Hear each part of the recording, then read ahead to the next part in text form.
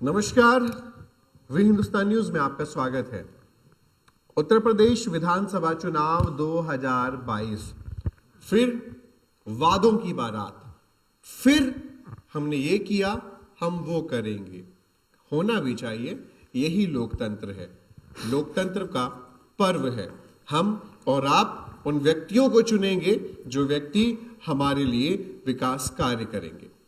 लोनी विधानसभा 53, मैं यहां पर मौजूद हूं और इस समय मेरे साथ एक बहुत खास पर्सनैलिटी है। इनके चुनावी वादे अपने आप में अगर कहा जाए तो बहुत अजीब है। क्यों, क्या कारण है? अमित प्रजापति जी हमारे साथ हैं। अमित जी, वी हिंदुस्तान न्यूज में आपका स्वागत है। बहुत बहुत धन्यवाद आपका समय देने के लिए। चुनावी वादे हमने देखा, हॉस्पिटल बनाऊंगा, स्कूल बनाएंगे, रोड बनाएंगे, सड़कें बनाएंगे, लेकिन आपके चुनावी वादे जो कुछ करेंगे हिंदुओं के लिए करेंगे। नहीं, हिंदू रक्षा दल से जैसे आप भी आपने बताया हिंदू रक्षा दल, तो हिंदुओं के लिए कोई कर नहीं रहा है ना लोनी के अंदर, तो हम हिंदुओं के लिए करेंगे, इसमें कोई इतना अचंभित होने की बात नहीं है। हिंदू इस देश का ही तो है, हिंदुस्तान का है, हमारा अपना भाई है, तो क्यों नहीं करें उसके लिए। लोनी विधानसभा में क्या सिर्फ हिंदू रहते हैं अमित जी? नहीं, हम हिंदू हैं, हमें इस बात पे गर्व है। लोनी विधानसभा में हिंदू रहे, कोई भी रहे, इससे हमें क्या मतलब है। हिंदू रहते हैं, हम इस लोनी विधानसभा में हैं, हमें तो अपने से मतलब होना चाहिए। अमित जी, बंटवारे की बात कर रहे हैं आप? कौन से बंटवारे की बात? हिंदू और मुस्लिमों के बीच की। नहीं, तो मैं अपने घर में खाना खाऊं, मैं नहीं पड़ोसी का खाना चाहता, तो इसमें मुझे नहीं लगता कोई बंटवारे की बात है। अब पड़ोसी जबरदस्ती, लोकतंत्र तो बच रहा है ना। मैं अपना तंत्र बचाऊंगा जब तो लोकतंत्र बचेगा। मैं अपने लोगों के लिए काम करना चाहता हूँ, इसमें कौन से लोकतंत्र को हानि पहुंच रही है मुझे बताओ आप। मैं कोई मुख्यमंत्री का चुनाव नहीं लड़ रहा हूँ, मैं प्रधानमंत्री का चुनाव नहीं लड़ रहा हूँ, मैं कोई सरकारी जॉब नहीं मांग रहा हूँ, मैं सरकारी अफसर नहीं हूँ जो मैं सभी का काम करूँगा। आखिर ऐसी नौबत आपको क्या लगता है, आपके संगठन को ऐसी क्या नौबत आन पड़ी कि अब जो करेंगे हिंदुओं के लिए करेंगे? नहीं, हिंदुओं के लिए करेंगे ऐसी कोई नौबत नहीं आई है। आवश्यकताएं हैं जो क्रिया की प्रति, हम भी पढ़े लिखे नौजवान हैं, मैं भी बीसीए मैंने भी 2015 में ही क्लियर किया था, तो आवश्यकता की तो कोई बात ही नहीं हम लोग कर रहे हैं। हम तो सीधा सीधा अपना स्पष्ट एक एजेंडा है कि सब लोग अपनों के लिए काम करते हैं, मैं भी अपनों के लिए कुछ करना चाहता हूँ। पहला आपका एजेंडा हिंदू का साथ, हिंदू का विकास। हाँ, तो इसमें कहाँ लिखा है कि मुसलमान का विकास नहीं होगा, मुसलमान का हम साथ नहीं देंगे। मैंने केवल ये लिखा है कि हम हिंदू का साथ और हिंदू के विकास पे काम करेंगे। इसमें सबका साथ और सबका विकास अगर लिख देते तो बीजेपी का नारा हो जाता। नहीं, तो दोगली बातें हम लोग नहीं कर सकते। ये मतलब इसलिए तो हम लोग या तो इसलिए आज यहाँ हैं या इसलिए आज हम कहीं नहीं हैं। यही रीज़न रहा कि हिंदुओं के लिए लड़ाई लड़ने के लिए बहुत बड़े बड़े वादे किए गए विधानसभा में इस लोनी के अंदर, पर वास्तविकता क्या है वो पूरी लोनी जानना चाहती है, तो इसलिए हम लोनी को जगाना चाहते हैं। हिंदुओं के ऊपर देखते हैं वो कितना साथ देते हैं, कितना नहीं देते। लोनी के विधायक नंद किशोर गुर्जर की राह पर चल रहे हैं, ना अली, ना बाहुबली, बजरंग बली। नहीं, कौन सी राह उनकी, मतलब मैं समझा नहीं। बंटवारे की कि अली नहीं आएगा, अली बाहुबली नहीं आएगा, सिर्फ बजरंग बली आएंगे, तो वो भी तो एक तरीके से हिंदुओं की बात करते हैं। तो 5 साल रहे तो यहाँ पे बताओ कौन सा हिंदुओं के लिए काम किया, कौन से मंदिरों पे उन्होंने डेवलपमेंट का काम किया, कौन सा गुरुकुल पे उन्होंने काम किया, कौन सी गौशालाओं पे उन्होंने काम किया। गौशाला पे आप जाके स्थिति देखेंगे तो आप देख नहीं पाएंगे। वहाँ पर जो सच्चा गौ भक्त होगा वो बर्दाश्त नहीं कर पाएगा। पर सच्चाई हम लोग अपने लोगों को क्यों बदनाम करें, हम लोग क्यों गौ माता की इतनी दुर्दशा दिखाएं। बड़ी स्थितियाँ खराब हैं। सरकार को भी सोचना चाहिए था, यहाँ के संगठन वालों को भी सोचना चाहिए कि ये किस स्थिति में 5 साल हमारे कटे हैं। ये लोनी का बच्चा बच्चा जानता है, बशर्ते ये लोग हमारी लड़ाई में है भी नहीं ना, इनको हम टारगेट करना चाहते हैं। लोनी के विधायक नंद किशोर गुर्जर जो बीजेपी से लड़ रहे हैं वो आपकी लड़ाई में नहीं है। नहीं, क्यों होंगे हमारी लड़ाई बिल्कुल अलग है। आपने कहा नहीं, अभी आप ही खुद कह रहे हैं और खुद ही आप कह रहे हैं हमारी लड़ाई, हमारे मुद्दे ही अलग है। हम लोग नहीं करेंगे ना भैया दोगली बात, हम जो करेंगे हम केवल वही बात करेंगे। हमारी लड़ाई में चुनाव आयोग से आपको डर नहीं लगता? चुनाव आयोग से किस बात का डर? जैसे कि आप जो बात कर रहे हैं सिर्फ हिंदू का साथ, हिंदू का विकास, तो हिंदू ना अली ना बाहुबली पर भी एफआईआर दर्ज हुई है।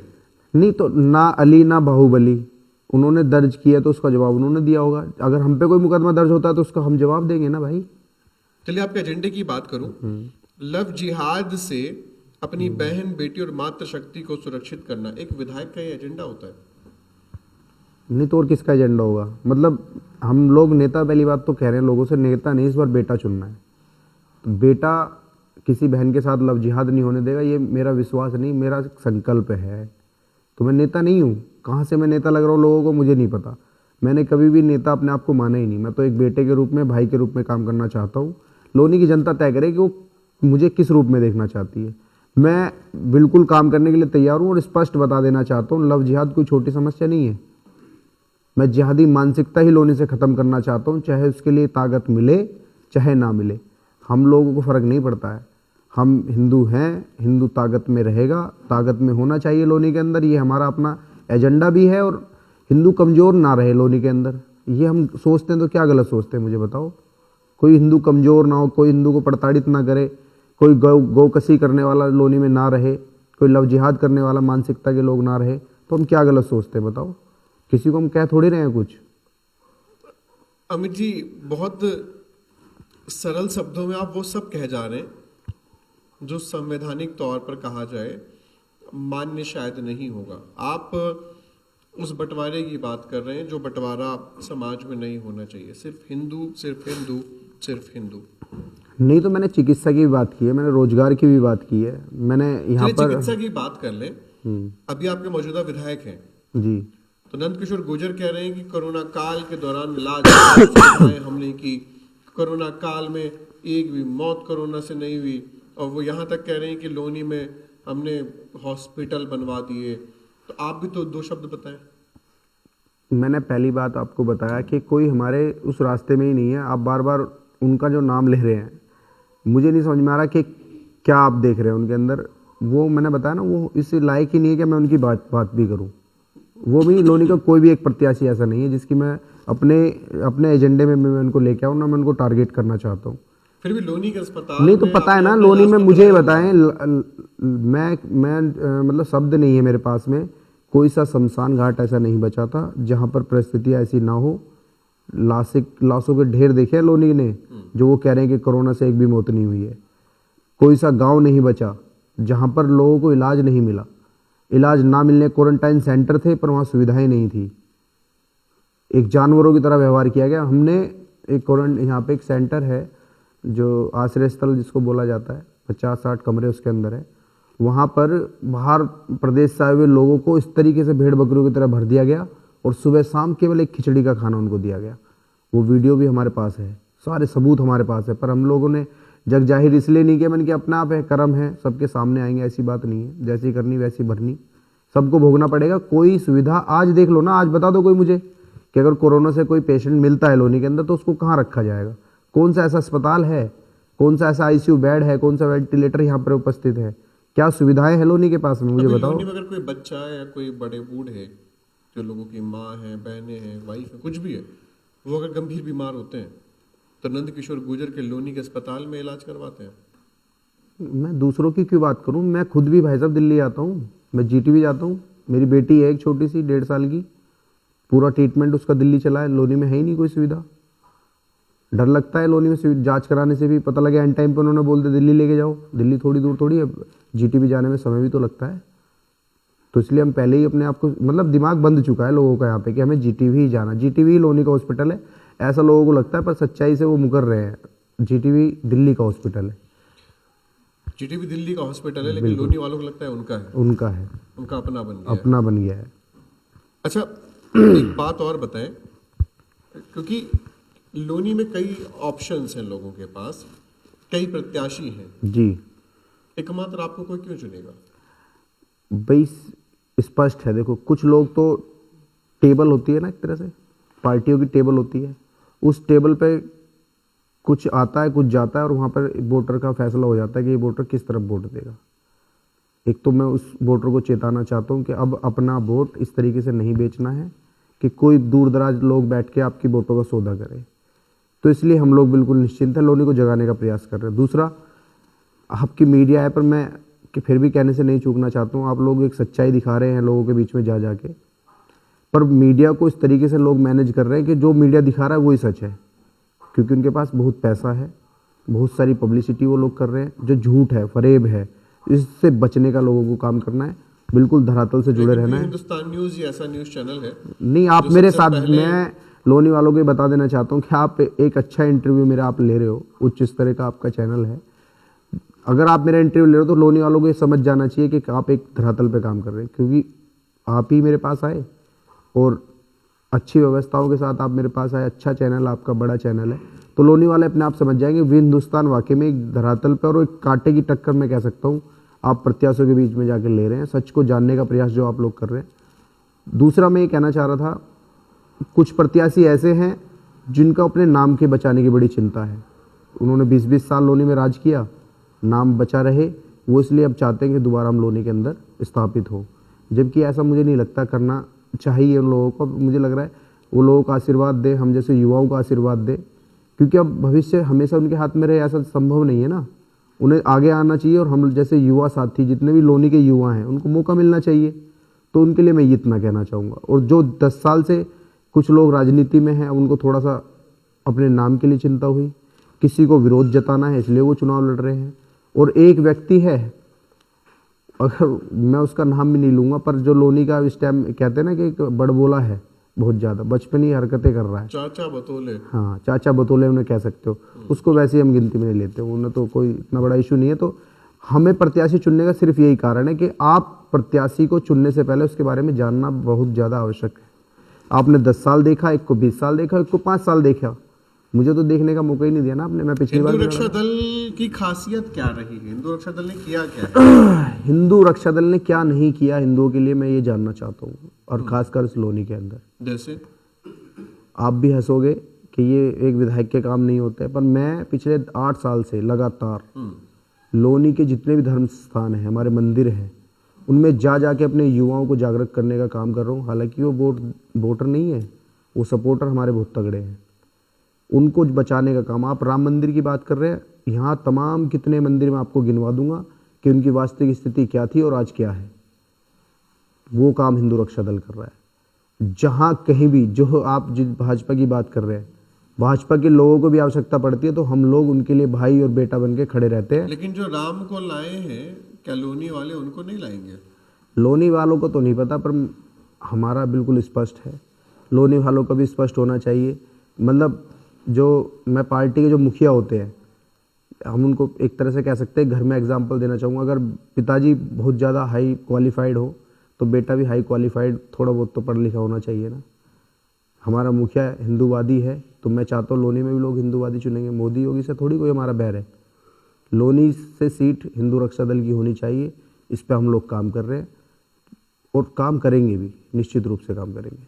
अगर कोई मुस्लिम आ जाता है और कहता है कि मेरा ये काम है, वो आएगा ही नहीं। पहली बात तो एक अंदाज होता है, नहीं डर नहीं, एक अंदाज होता है, एक अपने जीवन में सिद्धांत होता है। मुस्लिमों को नहीं, डराने के लिए हमने क्या करके उनको नहीं आएगा आपके पास? डरेगा कोई क्यों मुस्लिम, मुझे ये तो बताओ। कोई आपके पास क्यों नहीं आएगा? अगर आप विधायक बनते हैं तो कोई आपके पास क्यों नहीं आएगा अपने काम के लिए? भाई काम के लिए क्यों नहीं आएगा इसका तो मुझे नहीं पता, मुझे इतना पता है वो आएगा नहीं। हमारे ऑफिस तक तो मुझे लगता नहीं कोई मुस्लिम आएगा काम के लिए, और आएगा जबकि जब देखेंगे। भविष्य का तो मैं वो नहीं हूँ ना जिसको मैं देख ही नहीं सकता। मैं देख रहा हूँ कि कोई आएगा नहीं तो उसके लिए मैं बता सकता हूँ, आएगा जबकि जब देखेंगे। मतलब आपके संगठन ने हमेशा ऐसे काम किए हैं जिससे एक समुदाय विशेष में डर का माहौल है? हमेशा हमने वो काम किए हैं जिससे हिंदुओं में डर का माहौल खत्म हो। आप हमेशा उल्टी बात, क्वेश्चन को उल्टा पूछ रहे हैं। मैंने अपने हिंदुओं से डर खत्म करने के लिए काम किया है। अब उसमें मुसलमान को डर लगता है तो मुझे नहीं लगता उन्हें डरना चाहिए। मैं वर्जिश करूं, मैं ताकतवर रहूं, मैं जिम जाता हूं, अब मैं अपनी ताकत के लिए जाता हूं। मैं दूसरे उससे डर रहे हैं तो मुझे इससे क्या मतलब? मुझे अपना बॉडी फिट रखनी है, शरीर मजबूत रखना है, तो इसलिए मैं चाहता हूँ हिंदू मजबूत रहे, ताकतवर रहे, कहीं कमज़ोर ना रहे। विधायक बन गए तो मुस्लिमों के गलियां बनाएंगे? नहीं, गलियाँ तो उनकी ऑलरेडी बनी हुई हैं ना। जब उनके अपना आदमी बना था तो उन्होंने सबसे पहले वहीं काम कराया था, तो वहाँ काम ना हो तो उसने हिंदुओं की भी तो गलियां बनाई होगी ना? नहीं, ऐसा कुछ नहीं हुआ है लोनी के अंदर। ये खास तौर पे देखो, 1-2 घर रहेंगे वहाँ गलियाँ नहीं बनेंगी, ये तो कोई क्वेश्चन ही नहीं है। क्वेश्चन ये है कि भाई नाली खड़ंजे से ऊपर उठ के हम बहुत सारे काम करेंगे।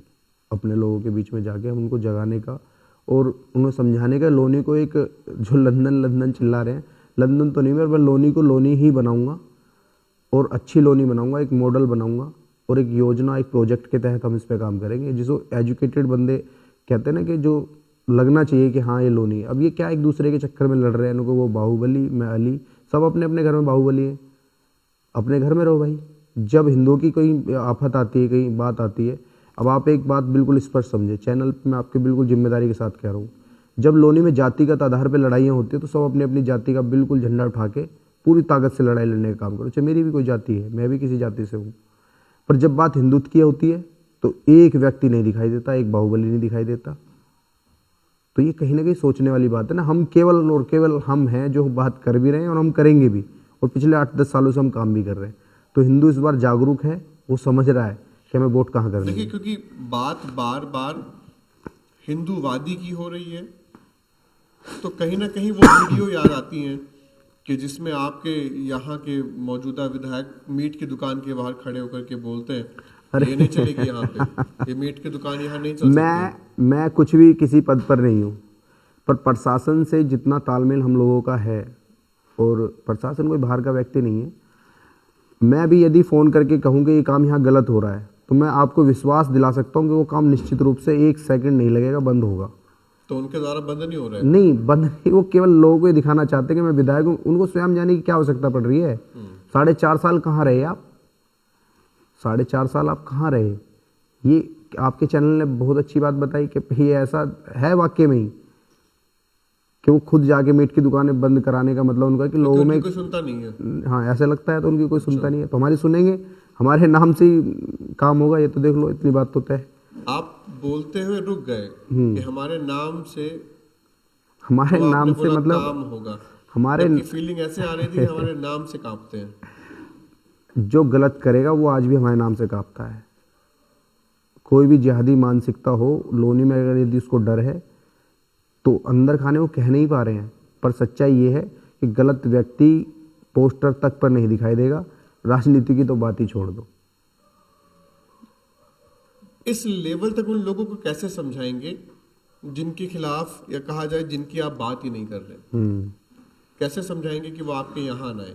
कैसे समझाएंगे कि वो विकास की बात ना करें? क्यों? आखिर एक समाज के लिए ही आप चुनाव लड़ रहे हैं, कैसे जस्टिफाई करेंगे?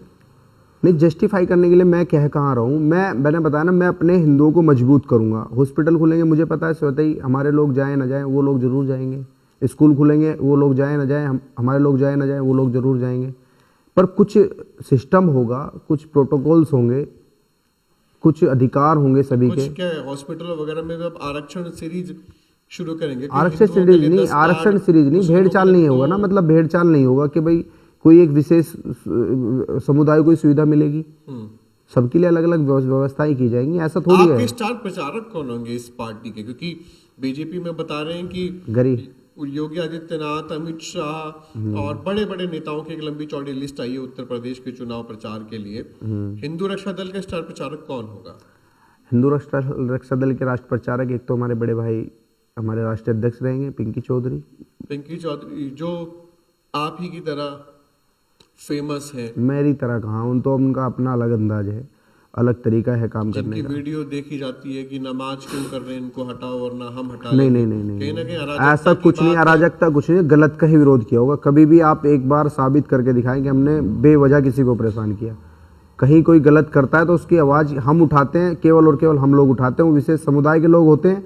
ये एक विशेष बात है, ये एक विशेष बात है, इसलिए वो लोगों को दिखाई देता है। आपको नहीं लगता कि जहां पिंकी चौधरी पहुंच जाते हैं वो फैसले महीनों में जाकर के सॉल्व होते हैं?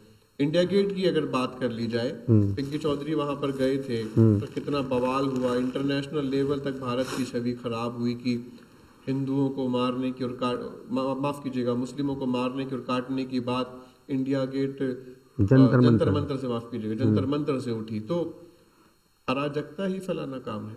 नहीं, पहली बात तो मारने काटने की कहीं बात ही नहीं उठी थी। एक माहौल ऐसा बन गया था कि वहाँ पे कुछ युवकों ने इस तरीके से बयानबाजी की, और पिंकी भैया ने केवल ये कहा कि कुछ लोग थे अपने, हमारे कार्यकर्ता थे, होता है गलती होगी, कौन सा मार थोड़ी दिया, लोग तो मारने हैं। जम्मू कश्मीर में देखा नहीं 4 दिन बाद क्या फिर क्या हालात बने, नाम पूछ पूछ के मारा। वहाँ तो आपने इस तरीके से सवाल नहीं पूछे। आप ये भी तो देखो, वहाँ तो नाम पूछ के जो हिंदू थे उनको तुरंत मार दिया, जो मुसलमान थे उनको छोड़ दिया। उस बात पे किसी मीडिया ने इतना जोर नहीं दिया। वहाँ केवल एक कार्यकर्ता ने यदि नारे लगा दिए इस तरह के विवादित नारे, तो उसको सज़ा नहीं मिली क्या संविधान के रूप से? उसको हमने एक्सेप्ट भी तो किया। बड़ी शालीनता के साथ पिंकी भाई आगे आए, उन्होंने कहा, वरना माहौल देख रहे हो आप किस तरीका तैयार कर दिया था लोगों ने, क्या होने वाला था उस समय पे। और माहौल ना बिगड़ता, पिंकी भाई ने स्वयं आगे जिम्मेदारी ली, बात को संभालने का काम किया, फिर उन पर भी मुकदमा लगा, वो भी जेल गए। तो क्रिया की प्रतिक्रिया थी, ऐसा तो कुछ नहीं है कि उसका कुछ प्रावधान नहीं था संविधान में कुछ ऐसा। तो आपके स्टार प्रचारक पिंकी चौधरी रहने वाले? हाँ, पिंकी चौधरी रहेंगे। और मैं आज लड़ भी पा रहा हूँ तो केवल उन्हीं की वजह से लड़ पा रहा हूँ, उन्हीं ने मुझे ताकत दी है। वरना जिन लोगों के बीच में मैं खड़ा हूँ, मुझे नहीं लगता कि ये लोग अब आने वाले टाइम में किसी को ऐसे चुनाव लड़ने देंगे।